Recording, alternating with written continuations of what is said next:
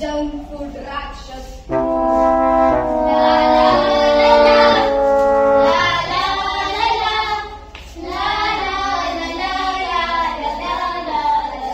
इस तरह के आदत से मनुष्य को क्या होगा भगवान?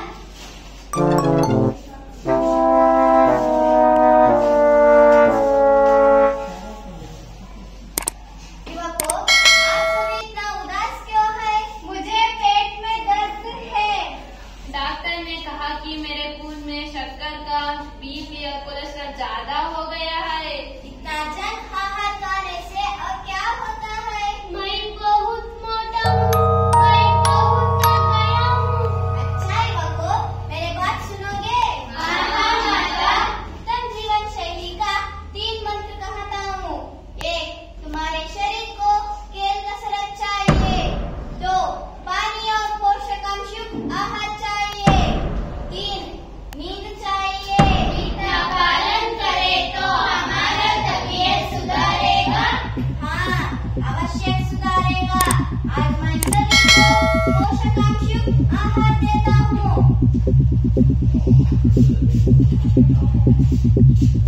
तो क्या है? यह चिया बीज का पानिया है। इसमें ओमेगा 3 फैटी एसिड है। इसमें फाइबर है। यह हृदय को बहुत अच्छा है। पूरे कोलेस्ट्रॉल को कम करता है। ओहो, चिया बीज, इसमें ओमेगा 3 फैटी एसिड है। यह हृदय को बहुत अच्छा है, बहुत अच्छा है। मेडिसिन में ओमेगा 3 फैटी एसिड है। ड्राई फ्रूट्स में ऑलनेट है। लो, खा लो। यह खून में एलडीएल और ट्राइग्लिसराइड को कम करता है। ये सब क्या है माता? ये सभी ड्राई फ्रूट्स है। किशमिश, खजूर, ब्लूबेरी, ब्लैकबेरी, काजू, पिस्ता, बादाम आदि है। अंडा भी है, घी भी डाली है, बादाम भी है। हाँ, ये हृदय रक्षा करने वाली एचडीएल को ज्यादा करता है। ये क्या? रोटी की रंग हरी हरी है। इसमें पालक मेथी का भाजी है। इसमें विटामिन, फाइबर, खनिज पदार्थ और कार्बोहाइड्रेट है। इसका खाना बहुत जरूरी है। जरूर क्या है? सब्जियों का सलाद, दही में गाजर, टमाटर, गोभी, कंकड़ी सभी डाल दिया है। इसमें विटामिन और फाइबर है। इसका खाना बहुत जरूरी है। खा लो, खा लो। कैसे है? बहुत अच्छा है, बहुत अच्छा है, बहुत स्वादिष्ट है, बहुत स्वादिष्ट है।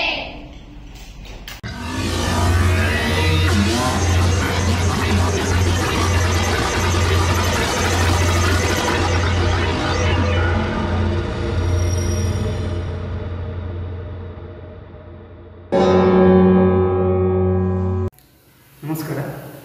ಈ ದಿನ ಮೈಸೂರು ಜಿಲ್ಲೆ ಕೆ.ಆರ್. ನಗರ ತಾಲೂಕು ಚಿಕ್ಕವಡ್ಡರಗುಡಿ ಸರ್ಕಾರಿ ಪ್ರೌಢಶಾಲೆಯ ವಿದ್ಯಾರ್ಥಿಗಳು ನೇರುಮಲಗಿಂದ ಆರೋಗ್ಯ ಎನ್ನುವಂಥ ವಿಜ್ಞಾನ ಕಿರುನಾಟಕವನ್ನು ತುಂಬ ಅತ್ಯುತ್ತಮವಾಗಿ ಅಭಿನಯಿಸಿದ್ದಾರೆ.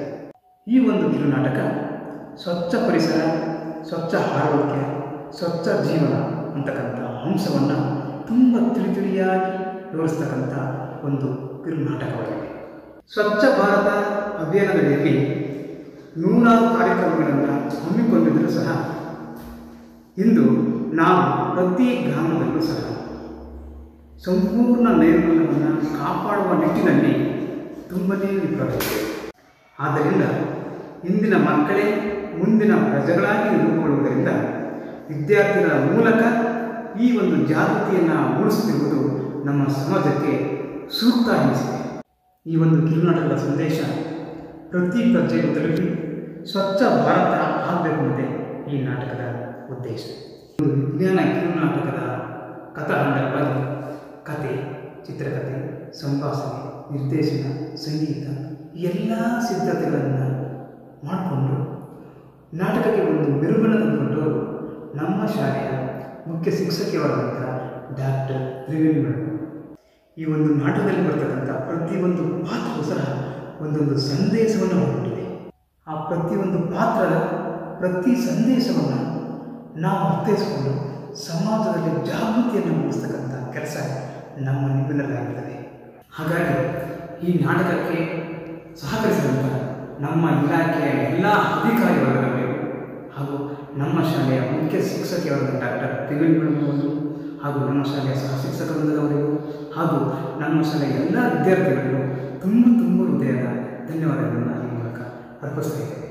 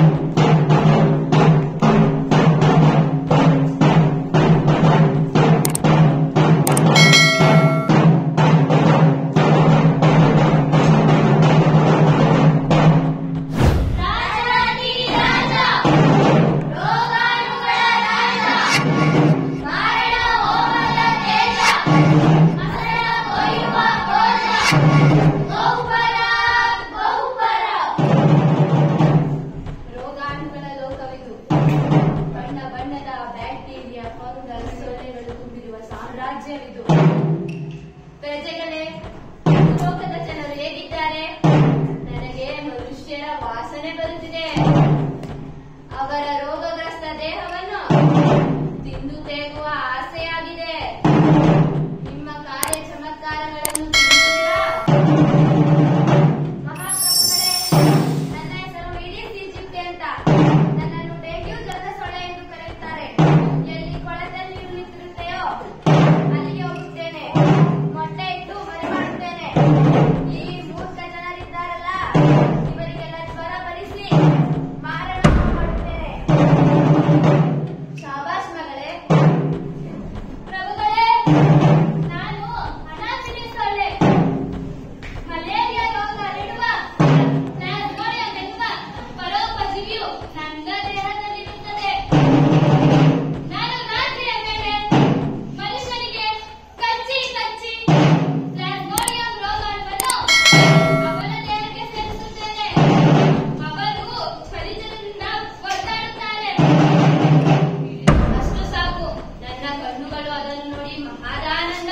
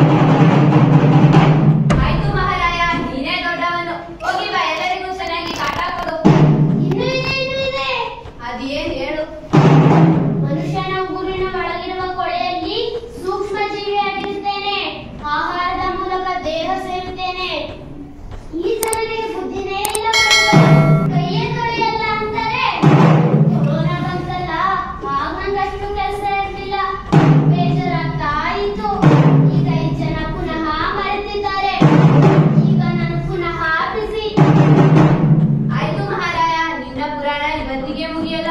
ಹೋಗಿ ಬಾ, ಎಲ್ಲರಿಗೂ ಚೆನ್ನಾಗಿ ಕಾಟ ಕೊಡು. ನಾನು ಹೇಳಿದ್ದು ಸ್ವಲ್ಪ ನೆನಪಿರಲಿ. ಆಯ್ತು, ನಾವೆಲ್ಲರೂ ತೆರಳೋಣ. ಭೂಲೋಕಕ್ಕೆ ತೆರಳಿ ಕಾರ್ಯನಿರತರಾಗೋಣ. ಎಲ್ಲರೂ ಭೂಲೋಕಕ್ಕೆ ತೆರಳಿ ಮನುಷ್ಯರಿಗೆ ಚೆನ್ನಾಗಿ ಕಾಟ ಕೊಡಿ.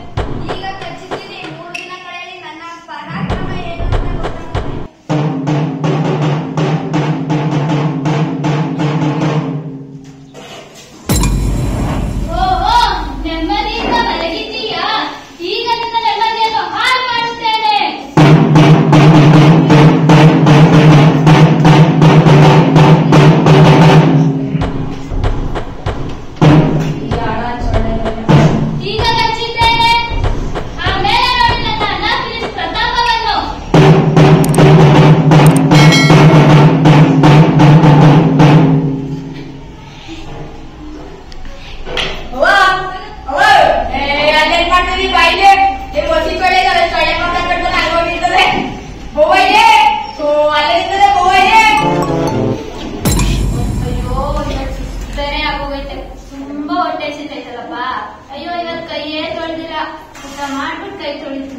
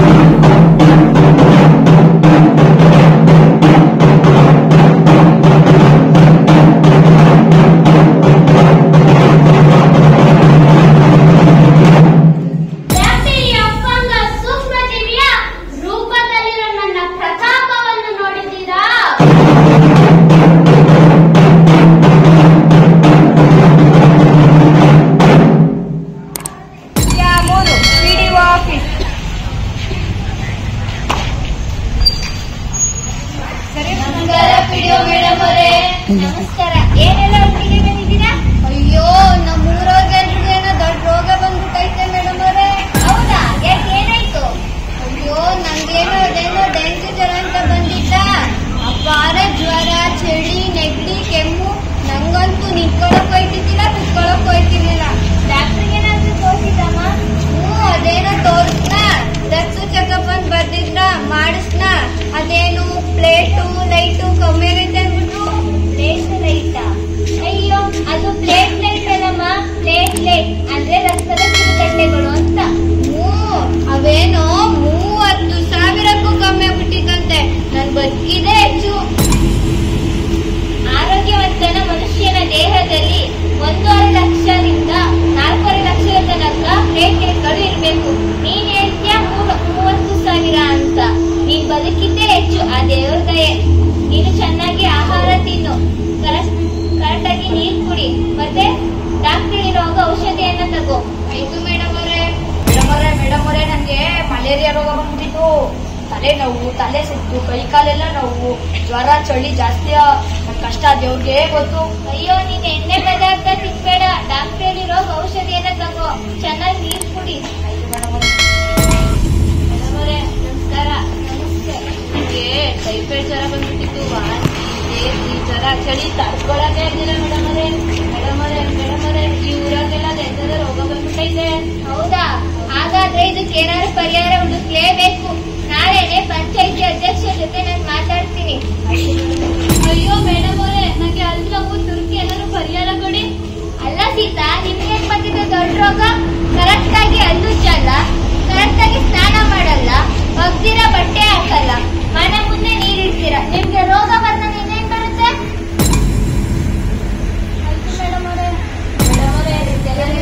ಪರಿಹಾರ ಕೊಡಿ. ಆಯ್ತು, ಪರಿಹಾರ ಹುಡ್ಕೋಣ ಬನ್ನಿ.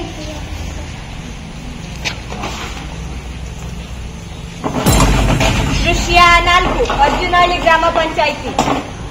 ಕೇಳ್ರಪ್ಪ ಕೇಳಿ, ಬನ್ರಪ್ಪ ಬನ್ನಿ.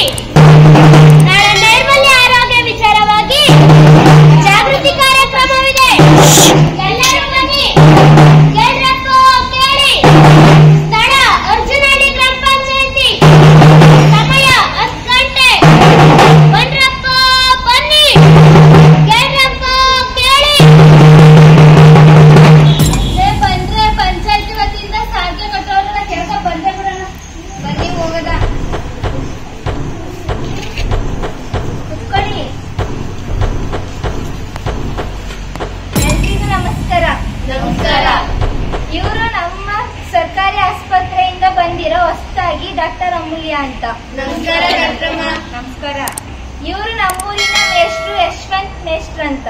ನಮಸ್ಕಾರ ಮೇಷ್ಟ್ರೆ. ನಮಸ್ಕಾರ. ಏನ್ ಮೇಷ್ಟ್ರು ತುಂಬಾನೇ ಉದ್ದಗವ್ರೆ. ಚೆನ್ನಾಗಿ ಪಾಠ ಮಾಡ್ತಾರೆ.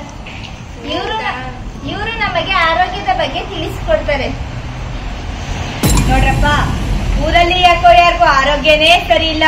ಎಲ್ಲೋಡಿದ್ರಲ್ಲಿ ನೀರ್ ನಿಂತಿದೆ. ಇದರಿಂದ ಸೊಳ್ಳೆಗಳು ಮೊಟ್ಟೆ ಇಟ್ಟು ಮರಿ ಮಾಡ್ತಾ ಡೆಂಗ್ಯೂ, ಮಲೇರಿಯಾದಂತ ಕಾಯಿಲೆಗಳನ್ನ ಹರಡ್ತಾ ಇವೆ. ಡೆಂಗ್ಯೂ ಬಂದ್ರೆ ನಿಮ್ಗೆ ಏನಾಗುತ್ತೆ ಅಂತ ಗೊತ್ತಾ? ನನಗಂತೂ ಚೆನ್ನಾಗ್ ಗೊತ್ತಪ್ಪ. ಡೆಂಗ್ಯೂ ಮಗು ಸತ್ತೇ ಹೋಯ್ತಂತೆ. ನಮಗೂ ಗೊತ್ತಿಲ್ಲ. ಡೆಂಗ್ಯೂ ಬಂದ್ರೆ ರಕ್ತದಲ್ಲಿ ಪ್ಲೇಟ್ಲೆಟ್ ಕಡಿಮೆ ಆಗಿ ವ್ಯಕ್ತಿ ಸಾಯಲೂಬಹುದು. ಉದಾಹರಣೆಗೆ ನೀವೆಲ್ಲ ಎಳ್ನೀರನ್ನ ಕುಡಿತೀರಾ, ಆ ಕಂಠನ ಹಾಗೆ ಎಸಿತೀರಾ. ಮಳೆಗಾಲದಲ್ಲಿ ಮಳೆ ಬಂದು ಆ ಕಂಠದಲ್ಲಿ ಹಾಗೆ ನೀರು ತುಂಬಿಕೊಳ್ಳುತ್ತೆ. ಮತ್ತೆ ನೀವು ಮನೆಯಲ್ಲೆಲ್ಲ ಬಳಸ್ತೀರಾ ಪ್ಲಾಸ್ಟಿಕ್ ಡಬ್ಗಳನ್ನ, ಅವೇನಾದ್ರೂ ಒಡೆದೋಯ್ತು ಅಂದ್ರೆ ಅದನ್ನು ಹಾಗೆ ಎಸಿತೀರಾ. ಮತ್ತೆ ಚರಂಡಿ ಕ್ಲೀನ್ ಅಂತೂ ನೀವು ಮಾಡಕ್ ಹೋಗೋದೇ ಇಲ್ಲ. ಬೇಕಾದ್ರೆ ನೀವೇ ಕಸ, ಕಡ್ಡಿ, ಪೇಪರ್ ಎಲ್ಲಾನು ಅಲ್ಲಿಗೆ ಎಸಿತೀರಾ. ಆದ್ರಿಂದ ನೀರು ಕೊಳೆತದೆ. ಆ ಸೊಳ್ಳೆಗಳು ಮೊಟ್ಟೆ ಇಟ್ಟು ಮರಿ ಮಾಡ್ತವೆ. ಆದ್ರಿಂದ ಎಲ್ರಿಗೂ ಡೆಂಗ್ಯೂ ಹರಡ್ತದೆ. ಅದಕ್ಕೆ ಹೇಳೋದು, ನೀವು ಸ್ವಚ್ಛವಾಗಿರಿ, ನಿಮ್ಮ ಸುತ್ತಮುತ್ತಲು ಸ್ವಚ್ಛವಾಗಿರಿ ಅಂತ. ಯಶವಂತ್ ಮೇಷ್ಟ್ರೆ, ನಿಮ್ಗೆ ಶಾಲೆಯಿಂದ ಮೈಕ್ರೋಸ್ಕೋಪ್ ತರ ಕೇಳಿದ್ನಲ್ಲ ತಂದ್ರ? ತಂದಿದ್ದೀನಿ. ಅದ್ರಲ್ಲಿ ಉಗುರು ಕೊಳೆ ಎಲ್ಲಾನು ಹಾಕಿ ಸ್ಲೈಡ್ ರೆಡಿ ಮಾಡಿದ್ದೀರಾ? ರೆಡಿ ಮಾಡಿದ್ದೀನಿ ಡಾಕ್ಟರ್. ಬಂದ್ರಪ್ಪ ಇಲ್ಲಿ ಎಲ್ಲರೂ ಒಬ್ಬೊಬ್ರಾಗ ನೋಡಿ.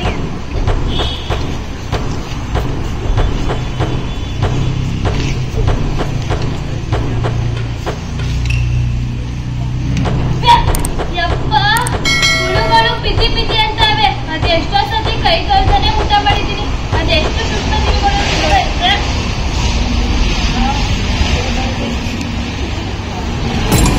ಬೆಳೆಸಬಾರದು, ಬೆಳೆದರೂ ಕೊಳೆಯ ತುಂಬಬಾರದು. ಉಗುರು ಬೆಳೆಸಬಾರದು, ಬೆಳೆದರೂ ಕೊಳೆಯ ತುಂಬಬಾರದು. ರೋಗವೇ ಹೇಳಿದ ಮಾತಿದು, ವೈದ್ಯರೇ ಸಾರಿದ ಸಾಲಿದು. ಉಗುರು ಬೆಳೆಸಬಾರದು, ಬೆಳೆದರೂ ಕೊಳೆಯ ತುಂಬಬಾರದು. ಕೈ ತೊಳಿದೆ ಊಟ ಮಾಡಿದ್ರೆ ಎಷ್ಟು ರೋಗಾಣುಗಳು ಹೊಟ್ಟೆ ಒಳಗೆ ಹೋಗುತ್ತೆ ಅಂತ ಗೊತ್ತಾಯ್ತಾ? ಗೊತ್ತಾಯ್ತು. ನಿಮ್ಗೆ ಕೈ ತೊಳೆದೇ ಊಟ ಮಾಡ್ತೀವಿ. ನಿಮ್ಗೆ ಕೈ ತೊಳೆಯೋ ಅಂತಗಳು ಗೊತ್ತಾ? ಕೈ ತೊಳೆಯಕು ಅಂತ ಇದ್ದಾವತ್ತೆ ಕೇಳು. ನಾವು ಮಾಮೂಲಿಯಾಗಿ ತೊಳಿತೀವಪ್ಪ ಕೈಯ. ಅದೇನು ತೋರಿಸಿ ನೋಡ್ತೀನಪ್ಪ ಕೈ ತೊಳೆಯ ವಿಧಾನಗಳ. ಮೊದಲು ಸೋಪು ಮತ್ತು ನೀರ್ನ ಕೈಗೆ ಹಾಕೊಂಡು ಉಚ್ಕೋಬೇಕು. ಮೊದಲನೇ ಹಂತ ಹಸ್ತ, ಎರಡನೇ ಹಂತ ಬೆರಳುಗಳ ಸಂಧಿ, ಮೂರನೇ ಹಂತ ಬೆರಳುಗಳ ಹಿಂಭಾಗ, ನಾಲ್ಕನೇ ಹಂತ ಹೆಬ್ಬೆರಳು, 5ನೇ ಹಂತ ಬೆರಳುಗಳ ತುದಿ ಮತ್ತು ಹಸ್ತ. 6ನೇ ಹಂತ ಬೆರಳುಗಳ ಹಿಂಭಾಗ. 7ನೇ ಹಂತ ಮಣಿಕಟ್ಟು. ಕೈ ತೊಳೆಯೋ ಹಂತಗಳು ನಿಮ್ಗೆ ಗೊತ್ತಾಯ್ತಾ? ಗೊತ್ತಾಯ್ತು. ನಾವು ಹಿಂಗೆ ಕೈ ತೊಳೆದೇ ಊಟ ಮಾಡ್ತೀವಿ. ಕೈ ತೊಳೆದು ಇಷ್ಟೊತ್ತು ಮಾಡ್ರೆ ಮನೇಲಿ ಭಂಗ ಮಾಡೋರು ಯಾರು? ಭಂಗಕ್ಕಿಂತ ಆರೋಗ್ಯ ಇಂಪಾರ್ಟೆಂಟು. ಅಷ್ಟೇ ಅಲ್ಲ, ಪ್ರತಿದಿನ ಹಲ್ಲುಜ್ಬೇಕು, ಸ್ನಾನ ಮಾಡಬೇಕು, ಊಟಕ್ಕೆ ಮೊದಲು ಮತ್ತು ನಂತರ ಕೈ ತೊಳೆಯಬೇಕು, ಶುಭ್ರ ಬಟ್ಟೆ ಧರಿಸಬೇಕು, ಶುದ್ಧವಾದ ನೀರು ಕುಡಿಬೇಕು, ಸೊಳ್ಳೆ ಪರ್ದೆ ಬಳಸಬೇಕು, ಮಸ್ಕಿಟೋ ಕಾಯಿಲ್ ಬಳಸಬೇಕು. ಮಸ್ಕಿಟೋ ಆಯಿಲ್ ಅಂದ್ರೆ? ಮಸ್ಕಿಟೋ ಆಯಿಲ್ ಅಲ್ಲಮ್ಮ, ಕಾಯಿಲು. ಹಂಗಂದ್ರೆ ನಿಮ್ ಮನೆಯಲ್ಲಿ ಬಳಸ್ತಿರಲ್ಲ ಸೊಳ್ಳೆ ಬತ್ತಿ, ಅದನ್ನ ಹಚ್ಚೋದ್ರಿಂದ ಸೊಳ್ಳೆಗಳು ಬರಲ್ಲ. ಬೆಳಗ್ಗೆ ಸಂಜೆ ಕಿಟಕಿ ಬಾಗಿಲುಗಳನ್ನ ಮುಚ್ಚಿರ್ಬೇಕು. ಅಪ್ಪ ಅಮ್ಮ ಬರುವರು ಎಲ್ಲಿ ತನಕ? ಗುಂಡಿ ತನಕ. ಅಣ್ಣ ತಂಗಿ ಬರುವರು ಎಲ್ಲಿ ತನಕ? ಗುಂಡಿ ತನಕ.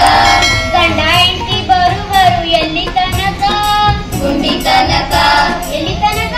ಮಣ್ಣು ಮುಚ್ಚೋ ತನಕ. ಹಾಗಾದ್ರೆ ಮಣ್ಣು ಮುಚ್ಚಿದ್ಮೇಲೆ ನಮ್ ಜೊತೆ ಬರೋರು ಯಾರು? ನಮ್ ದೇಹ ಮಾತ್ರ. ನಮ್ ದೇಹ ತಾನೇ? ಹೌದು. ನಮ್ ದೇಹನ ಸ್ವಚ್ಛವಾಗಿಡುವುದು ಯಾರ ಕರ್ತವ್ಯ? ನಮ್ಮ ಕರ್ತವ್ಯ. ಆದ್ದರಿಂದ ನೀವು ಮತ್ತು ನಿಮ್ಮ ಮಕ್ಕಳು ಪ್ರತಿದಿನ ಸ್ನಾನ ಮಾಡಬೇಕು. ನೀವು ಸ್ನಾನ ಮಾಡುವುದರಿಂದ ನಿಮ್ಮ ದೇಹದಲ್ಲಿ ಕೆಲವು ಹಾರ್ಮೋನ್ಗಳು ಬಿಡುಗಡೆಯಾಗುತ್ತವೆ. ಉದಾಹರಣೆಗೆ ಡೋಪಮೈನ್ ಮತ್ತು ಸೆರೋಟೋನಿನ್. ಇವುಗಳು ನಿಮ್ಮನ್ನು ಅಂದವಾಗಿರುತ್ತವೆ ಮತ್ತು ನಿಮ್ಮ ದೇಹವನ್ನು ಲವಲವಿಕೆಯಿಂದಿರುತ್ತವೆ. ನೀವು ಇನ್ನು ಮುಂದೆ ಸ್ನಾನ ಮಾಡ್ತೀರಾ?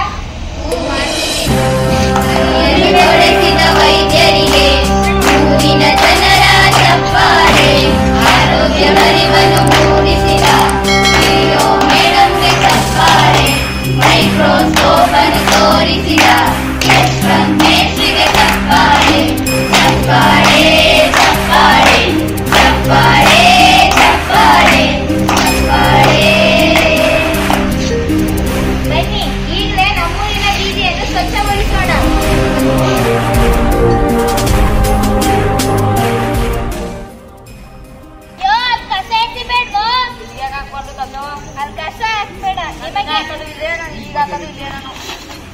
ನಿಮಗೆ ಅಂತ ಹೇಳ್ಬಿಟ್ಟು ಡಸ್ಟ್ಬಿನ್ ಇಟ್ಟಿದ್ದಾರೆ, ಅಲ್ಲಿ ಹಾಕು. ನಮ್ಮ ಊರನ್ನು ಸ್ವಚ್ಛಗೊಳಿಸಬೇಕು.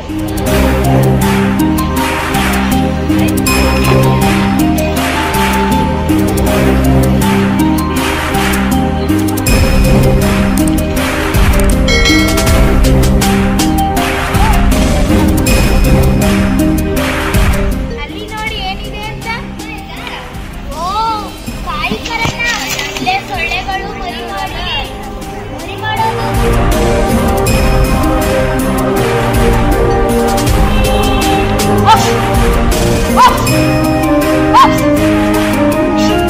ಯಾಕೆ ನೀರು ಬರ್ತಾ ಇದೆ ಅಂತ ಗೊತ್ತಾ? ಮಕ್ಕಳ ನೋಡಿ ಪಾತ್ರೆಗೆ ಗಿಡ ಇದೆ, ಅದರಲ್ಲಿರೋ ಹೂವಿನ ಪರಾಗರೇನು ಅದು ಹೂವಿನಲ್ಲಿ ಹೋಗಿ ತೊಂದರೆ ಉಂಟು ಮಾಡ್ತಾ ಇದೆ. ಈಗ ನಾವು ಅದಕ್ಕೆ ಏನ್ ಮಾಡ್ಬೇಕು? ಬನ್ನಿ ಮತ್ತೆ ಕೀರಿ ನೀನ್ ಬಾರಪ್ಪ ಈ ಕಡೆ.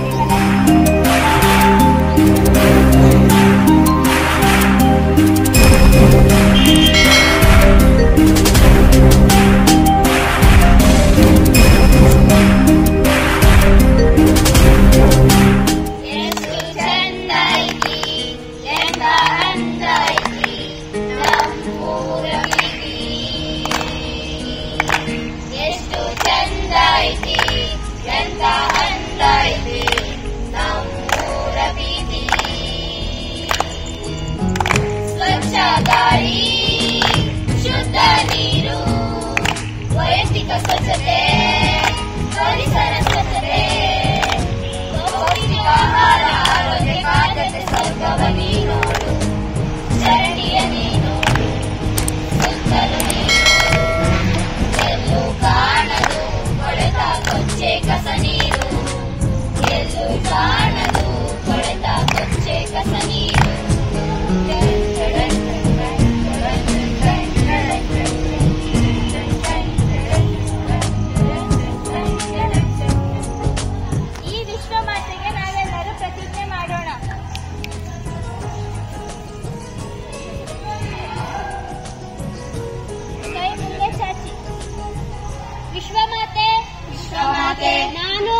ನಾನು ವೈಯಕ್ತಿಕ ಸ್ವಚ್ಛತೆಯನ್ನು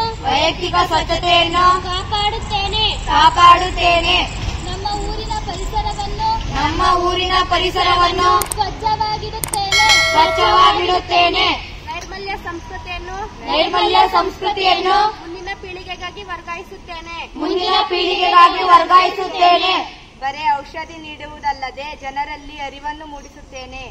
ಬರೇ ಸೌಲಭ್ಯ ಒದಗಿಸುವುದರ ಜೊತೆಗೆ ಜನರಲ್ಲಿ ಜಾಗೃತಿಯನ್ನು ಮೂಡಿಸುತ್ತೇನೆ. ಸ್ವಚ್ಛ ಭಾರತಕ್ಕಾಗಿ ಶ್ರಮಿಸುತ್ತೇನೆ. ಆರೋಗ್ಯವೇ ಭಾಗ್ಯ.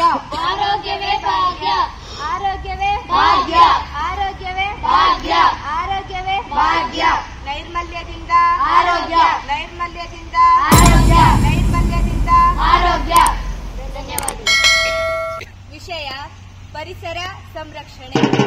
ಪರಿಸರ ಸಂರಕ್ಷಣೆಯಲ್ಲಿ 4 ಆರ್ಗಳು. 1 ರೆಫ್ಯೂಸ್, ನಿರಾಕರಿಸು. 2 ರೆಡ್ಯೂಸ್, ಕಡಿಮೆಗೊಳಿಸು. 3 ರಿಯೂಸ್, ಮರುಬಳಕೆ. 4 ರಿಸೈಕಲ್, ಮರುಚಕ್ರೀಕರಣ.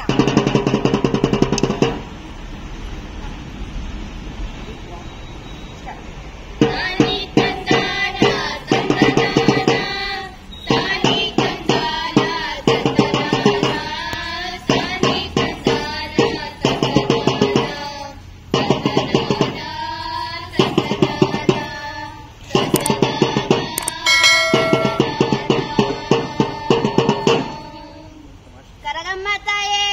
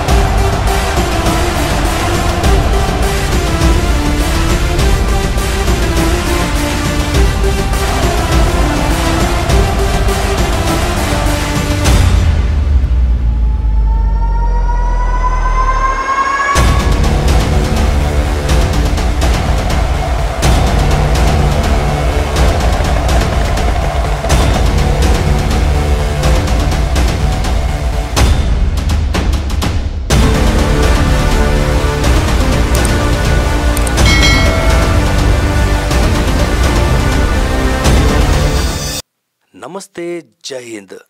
ನಮ್ಮ ಹೆಮ್ಮೆಯ ಭಾರತ ದೇಶದ ಕರ್ನಾಟಕ ಮೈಸೂರು ಜಿಲ್ಲೆ KR ನಗರ ತಾಲೂಕು ಅರ್ಜುನಹಳ್ಳಿ ಪಂಚಾಯಿತಿ ಚಿಕ್ಕವಡ್ಡರಗುಡಿ ಗ್ರಾಮದಲ್ಲಿರುವಂಥ ಸರ್ಕಾರಿ ಪ್ರೌಢಶಾಲೆ. ಈ ಒಂದು ನಾಟಕ ದೃಶ್ಯವನ್ನು ನೀವು ನೋಡಿದ್ದೀರಾ. ಇಷ್ಟು ಅದ್ಭುತವಾಗಿ ಅಚ್ಚುಕಟ್ಟಾಗಿ ಈ ಒಂದು ನಾಟಕದ ಪ್ರತಿಭೆಯನ್ನು ನಿರ್ವಹಿಸಿರುವಂಥ ಈ ಮಕ್ಕಳ ಪ್ರತಿಭೆಗೆ ಮೂಲ ಕಾರಣ ಈ ಶಾಲೆಯಲ್ಲಿರುವಂಥ ಮುಖ್ಯ ಉಪಾಧ್ಯಾಯಕಿ ತ್ರಿವೇಣಿ ಮೇಡಮ್ ರವರು. ಈ ಒಂದು ಶಾಲೆಯಲ್ಲಿ ಹಲವಾರು ಚಟುವಟಿಕೆಗಳು, ವಿಶೇಷವಾಗಿ ಮಕ್ಕಳ ವಿದ್ಯೆ, ಬುದ್ಧಿ, ಶಕ್ತಿ, ಸ್ಥೈರ್ಯ, ಆತ್ಮಸ್ಥೈರ್ಯ, ಧೈರ್ಯ, ಏಕತೆ, ಸಂಸ್ಕಾರ, ಸಂಪ್ರದಾಯ ಎಲ್ಲವನ್ನೂ ಒಗ್ಗೂಡಿಸಿ ಮಕ್ಕಳ ಒಂದು ಉತ್ತಮವಾದ ಭವಿಷ್ಯದ ಜೀವನ ಶೈಲಿಯನ್ನು ರೂಪಿಸಿಕೊಡುವಂಥ ಏಕೈಕ ಶಾಲೆ ಅಂತಂದರೆ ಅದು ಚಿಕ್ಕವಡ್ಡರಗುಡಿ ಗ್ರಾಮದ ಸರ್ಕಾರಿ ಪ್ರೌಢಶಾಲೆ ಅಂತ ಹೇಳಲಿಕ್ಕೆ ನಾನು ಹೆಮ್ಮೆ ಪಡ್ತೇನೆ ಸ್ನೇಹಿತರೆ. ಯಾಕೆಂದರೆ ನಾನು ಹಲವಾರು ಬಾರಿ ಈ ಒಂದು ಶಾಲೆಗೆ ಹೋಗಿದ್ದೀನಿ. ಈ ಒಂದು ನಾಟಕ ದೃಶ್ಯ ಜಿಲ್ಲಾ ಮಟ್ಟದಲ್ಲಿ 3ನೇ ಸ್ಥಾನವನ್ನು ಗಳಿಸಿದೆ. ಜೊತೆಗೆ ಈ ಒಂದು ನಾಟಕ ದೃಶ್ಯವನ್ನು ನಮ್ಮ ಸನಿಕಡ ಮೈಸೂರು ವತಿಯಿಂದ ಶೂಟಿಂಗ್ ಮಾಡಿ ಈ ನಮ್ಮ ಚಾನಲ್ನಲ್ಲಿ ಬಿಡುಗಡೆ ಮಾಡಲಾಗಿದೆ. ಇಂಥ ಪ್ರತಿಭೆ ಮಕ್ಕಳನ್ನು ಗುರುತಿಸಿ ಇನ್ನಷ್ಟು ದೊಡ್ಡ ಮಟ್ಟದಲ್ಲಿ ಪ್ರೋತ್ಸಾಹಿಸಿ ಅಂತ ಪ್ರತಿಯೊಬ್ಬರಲ್ಲೂ ಕಳಕಳಿಯಲ್ಲಿ ಕೇಳಿಕೊಳ್ತೇನೆ.